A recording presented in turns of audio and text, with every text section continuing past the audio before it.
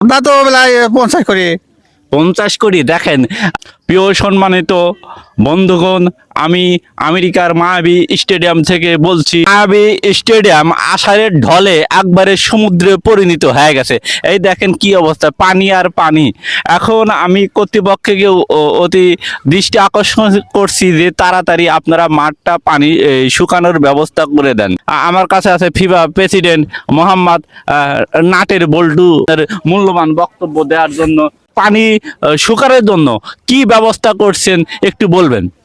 আমার যে মাঠে যে অবস্থা, এখন আমি মাঠ দ্রুত হেলিকপ্টার পরিষ্কার বা এবং সাফ করার অনুরোধ নিয়েছি। অনুরোধ নিছেন? পানি যে পরিষ্কার করে দেবো দ্রুত হেলিকপ্টার দিয়ে। এই জায়গায় যে খেলা হবে, কার খেলা হবে? মেসি আর্জেন্টিনার। হ্যাঁ, এই সেজন্য কি দ্রুত করবে, তার বিস্তারিত বলুন আপনি।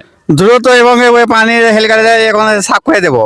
হ্যাঁ, সাফ করে তো দিবেন, কি জন্য দিবেন, কি জন্য দিবেন? আর্জেন্টিনা খেলার জন্য? আর্জেন্টিনা খেলা আজকে দ্রুত মেসিকে দ্রুত এবং নিচে কাপ নিয়ে দেন। হ্যাঁ, ও, আপনি কি আর এই মেসিদের আর্জেন্টিনাকে কাপ দেওয়ার জন্য প্রতিশ্রুতি দিচ্ছেন যে আর্জেন্টিনাকে আমাকে কাপ নিয়ে দিতেই হবে? দিতে হবে।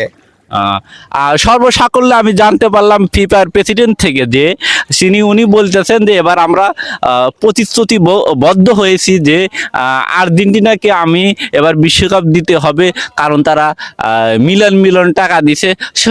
সোজা কথা এক কথায় বলতে পারি যে তাদের সাথে আমরা আর্থিক লেনদেন করছি, সেই জন্যে আমরা তাকে এবার যেভাবে হোক আমরা তাকে বিশ্বকাপ জয়ী করব এবং তারা বিশ্বকাপ নিতে পারে। সেই জন্য প্রথম থেকেই কিভাবে নরম দলদের সাথে ফালিয়ে তাদেরকে এই বিশ্বকাপে এই